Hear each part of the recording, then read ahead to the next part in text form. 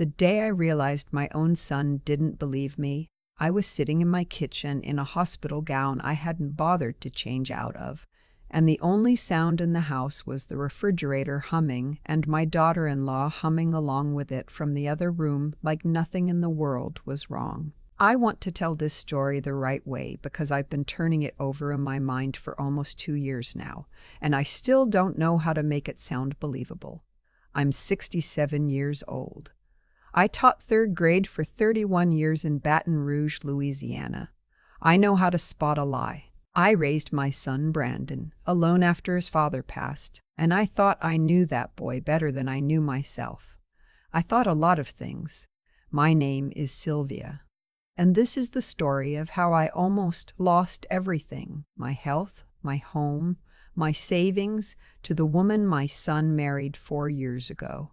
I'll start where it really started, which wasn't when I found out the truth. It was about 18 months before that when I started forgetting things. Small things at first. I'd go to pay a bill online and the amount in my checking account would be lower than I expected. I'd chalk it up to some automatic charge I forgot about, my streaming subscriptions, my pharmacy, whatever. I'm 67, not 107. I know how to balance a budget. My late husband Henry and I bought that house in Metairie outright back in 2003. I have a pension from the Orleans Parish School Board and Social Security. I'm not rich, but I am careful. So when I noticed my account was down $200 more than it should have been in October of 2022, I logged into my bank's app and looked at the transaction history. There was a transfer I didn't recognize to something labeled GVH Holdings, LLC. $212. I thought it was fraud. I called my bank, spent 45 minutes on hold, and they told me the transfer had been initiated from my own account, from a device linked to my login. They said if it wasn't me, I needed to change my password and file a dispute. I did both. 2 weeks later, another charge. $180. Same payee. I changed my password again. Turned $80. Same payee. I changed my password again. Turned on 2-factor authentication. I'm not technically helpless. I've been doing my banking online since 2009. Still, the charges kept appearing, small enough that I'd almost miss them if I wasn't watching. Never more than $250 at a time. But by February, I'd lost over $1,400, and I had no idea how. My son Brandon lived about 20 minutes from me in Kenner. He and his wife Melissa had moved there right after the wedding. I want to be fair to Brandon here. He is not a bad man. He's just someone who wants peace more than he wants truth, and sometimes those two things are not the same thing. I called him and told him about the charges. He drove over that Saturday, sat at my kitchen table, and looked through everything I showed him. He frowned at the screen for a while and then said, "Mom, are you sure you didn't sign up for something? One of those subscription boxes or something." I told him I was sure. He said, "Well, you also told me last month you forgot you'd already paid your property tax and paid it twice." That hit me somewhere I wasn't ready for. Because yes, I had done that, and I hadn't told Melissa about it. I'd told Brandon privately, embarrassed. But I'd told him. And now he was using it as evidence that I couldn't trust my own memory. "This is different," I said. "Okay, Mom, I believe you." But the way he said it made clear he didn't. Melissa was there too, in the background, making herself tea, not saying much. She had that quality I'd noticed since the beginning. She was always in the room without being in the room. She'd appear at the edge of a conversation, quiet and helpful, and you'd forget she was listening. She was 34, a real estate agent, good at reading people, good at making herself seem like whatever you needed her to be. She came over and put her hand on my shoulder and said, "Sylvia, if it happens again, just call us right away. Don't stress yourself out over this." I thanked her. I don't know why I thanked her. By April, I'd disputed 7 separate charges. The bank issued me a new card number and account number in March, and the charges stopped for about 3 weeks, and then they started again. Same vendor, same small amounts. I was losing my mind trying to figure out how someone kept getting back in. Then I started noticing other things. My safe. I keep a small fireproof safe in my bedroom closet where I keep my will, the deed to my house, Henry's life insurance policy documents, and about $3,000 in cash that I keep for emergencies, old habit from living through Katrina. I don't open it more than a few times a year, but one afternoon in May I opened it to pull out some paperwork my accountant needed, and the cash was all there. But something felt different. The folders were in a different order. I have a particular way I arrange things. Henry used to tease me about it. Everything has a place. I didn't say anything to anyone yet. I started paying attention in a different way. Melissa had a key to my house. Brandon had given it to her the year before, after I'd had a minor car accident. Nothing serious, a fender bender in a parking lot, and they'd both gotten worried about me being alone. I hadn't loved the idea, but I'd agreed, because that's what you do. You try not to be difficult. You try not to make your children feel like you don't trust them. I began keeping a notebook. I wrote down every time Melissa came over, what time she arrived, what time she left, whether I'd been home or not. I wrote down every transaction in my bank account by hand, every single day. I started taking photos of the inside of my safe before I closed it, so I'd have a record of exactly how things were arranged. My neighbor Paulette. No, wait. My neighbor. Her name is Cora. Cora has lived next door to me for 22 years. She's 73, retired, and she's the kind of woman who notices everything and says nothing unless you ask. I asked. Your daughter-in-law was here on Tuesday, Cora told me one evening over the back fence. Pulled in around 1:30. I figured you'd asked her to check on something. She was there about 40 minutes. I had not asked Melissa to check on anything. I'd been at my doctor's appointment that Tuesday. I went back inside and looked at my banking app. There was a transfer on Tuesday at 2:07 p.m., $190. Same vendor. I sat down on my bedroom floor, and I thought about what I knew and what I didn't know. What I knew, someone was accessing my bank account remotely, repeatedly, in amounts small enough not to trigger fraud alerts. Melissa had a key to my house. On at least one occasion, she had been in my home while I was out, and I hadn't been told about it. My safe had been disturbed. What I didn't know, how she was accessing the account, whether she had my passwords written down somewhere, whether Brandon knew. That last one was the question that kept me awake.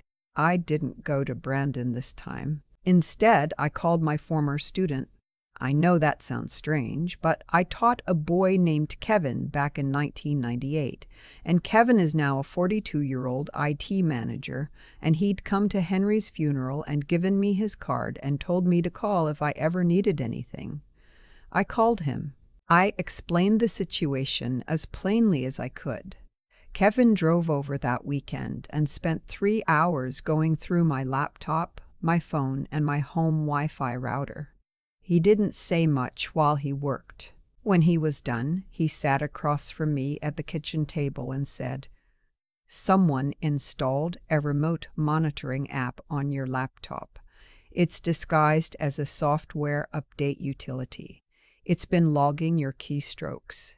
He explained it to me carefully. Every time I typed in my banking password, it was being recorded and sent somewhere. The app had been installed about 8 months ago.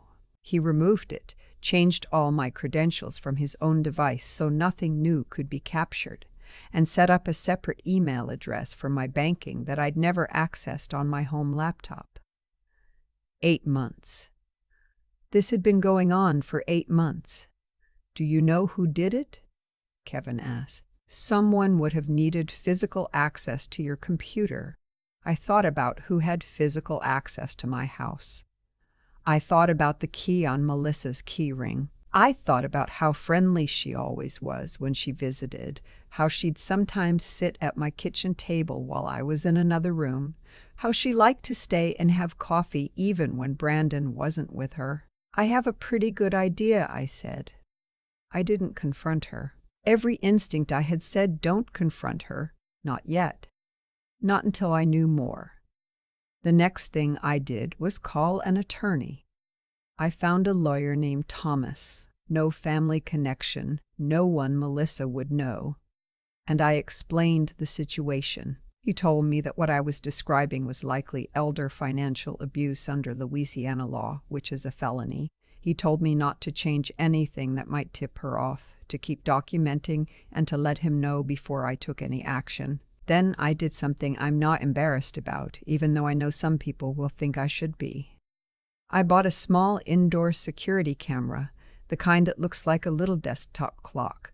I set it up on the bookshelf in my living room, aimed at the coffee table where I sometimes kept my laptop. I connected it to my phone so I could watch the feed remotely.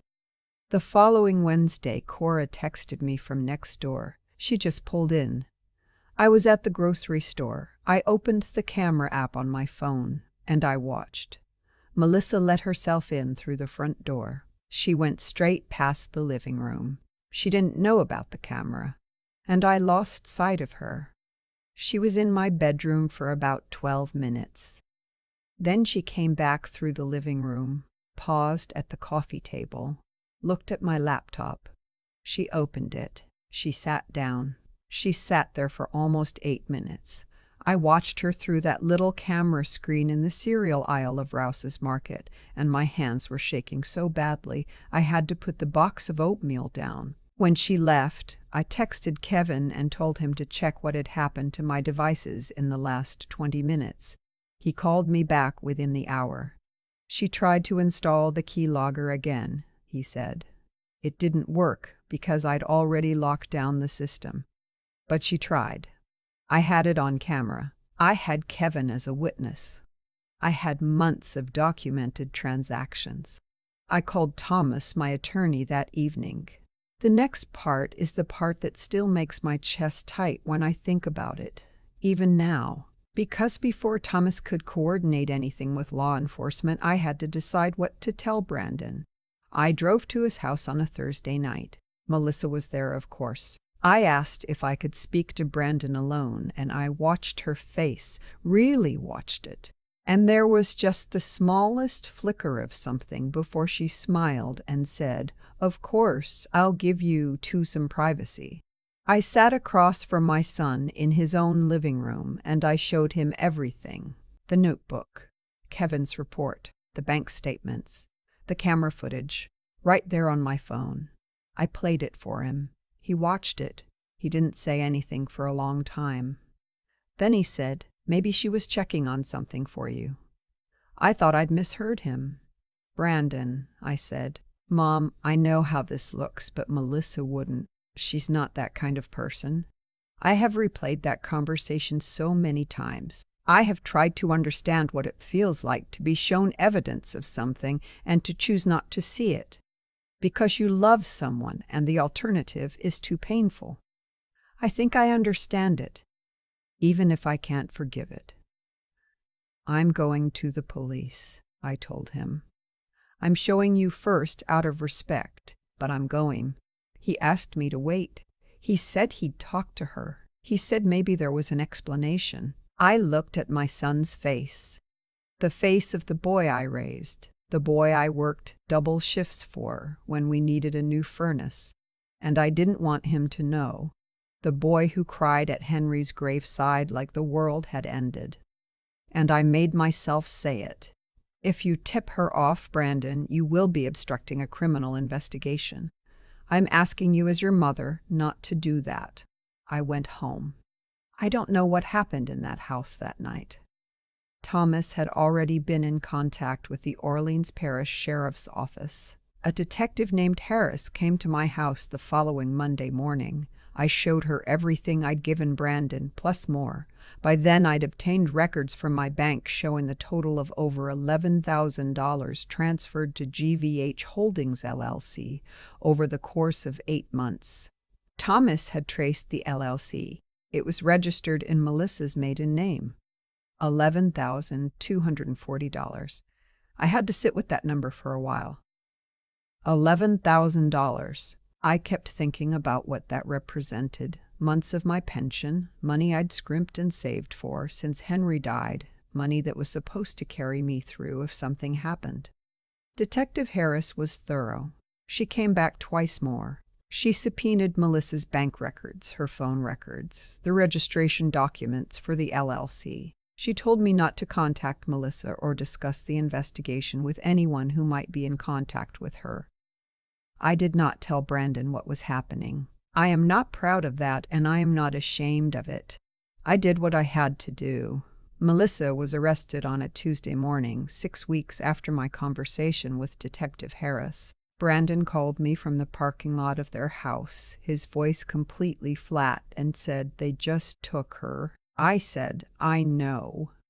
He didn't speak to me for 3 months after that. The prosecutor's office charged Melissa with felony theft by fraud and unauthorized access to computer systems under Louisiana Revised Statute 1473.5. Her attorney entered a not guilty plea. The trial was set for 8 months out. In the meantime, I changed my will. I had been meaning to update it for years. Henry and I had written it together back in 2011, and a lot had changed. I met with Thomas and we redid everything. My house, my accounts, my remaining assets. They go to a trust I set up. Brandon is a beneficiary, but so are 2 charities. Henry and I both loved, and the distribution is overseen by a trustee who has no relationship to my family. Melissa would have gotten nothing even if she'd waited, because I would have outlived her patience. That thought still gives me a grim kind of satisfaction. The trial happened in the spring. I sat in that courtroom and I listened to 8 months of my life, laid out in transaction records and cell phone metadata and security footage from my own bookshelf. And I felt something I don't have a clean word for. Not triumph, not peace. Something harder than that. Something that comes from watching someone look at the evidence of what they've done and still not seem sorry. Not for hurting me, only for getting caught. Melissa was convicted on both counts. She was sentenced to 5 years in the Louisiana State Correctional System and ordered to pay full restitution. Her attorney filed an appeal. The appeal was denied. The day after the verdict, Brandon came to my house for the first time in almost a year. He stood on my porch and he looked older than I'd ever seen him. He's 41. He looked 60. He said, I should have believed you. I let him in. I made coffee. We sat at the same kitchen table where he'd first suggested I was confusing myself, and we talked for 3 hours about his father, and about what it means to love someone who turns out to be a stranger, and about all the ways grief makes us hold on to things we should let go. I'm not going to tell you everything is fine now, because it isn't. Not completely. There are things Brandon and I still don't quite know how to say to each other. There is a version of my life that got taken from me. Not just the money, but the ease of trusting, the simple pleasure of not second-guessing, the particular comfort of a daughter-in-law who might have been a friend. But I'm still here. That house in Metairie is still mine. I still have my pension and my Social Security and a new bank account that nobody else has the password to. I still have Cora next door, who last week brought me a plate of beignets and said without any preamble, I'm proud of you. I still have Brandon, imperfect and trying, which is all any of us are. If you're watching this and you're older, and something about your finances feels wrong, and someone in your life is making you feel like you're too confused to trust your own judgment, I want you to hear me when I say this. Write it down. Every single thing. The dates, the amounts, the moments that don't add up. Your instincts didn't age out when your hair went gray, and if someone you love isn't listening, find someone who will. I kept my notebook. I still have every page. Some nights I go back and read it. Not out of bitterness, but because I want to remember what it felt like to trust myself when no one else would, to keep going even when the person I most needed to believe me sat across from me and chose not to. That woman in those pages saved my life, and she was me. I keep thinking about the version of myself that almost didn't say anything. She was so close to becoming real. The version of me who accepted Brandon's explanation, who chalked it up to my own confusion, who handed Melissa another cup of coffee and smiled and decided that the alternative, that someone I'd welcomed into my family was systematically stealing from me, was simply too ugly to be true. That woman would have lost everything quietly, which I think was exactly the point. What stopped her from becoming me was not luck. It was a choice I had to make over and over again, to trust what I was seeing, to write it down, to keep going even when my own son looked at me like I was the problem. Nobody handed me that. I had to pick it up every single morning and carry it. I've thought about Melissa a lot too, not with hatred, that feeling burned off a long time ago, but with a particular kind of sadness for what her choices cost her. She was smart. She was organized. She had built a career on reading people and understanding what they needed to hear. All of that intelligence, all of that capability, aimed at someone who had never done her a single harm.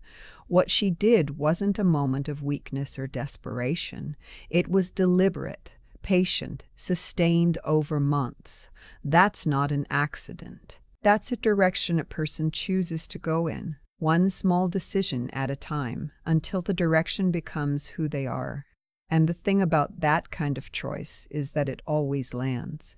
Maybe not immediately, maybe not in the way anyone expects. But Melissa stole $11,000 from a retired school teacher, and she is serving 5 years in a Louisiana state correctional facility.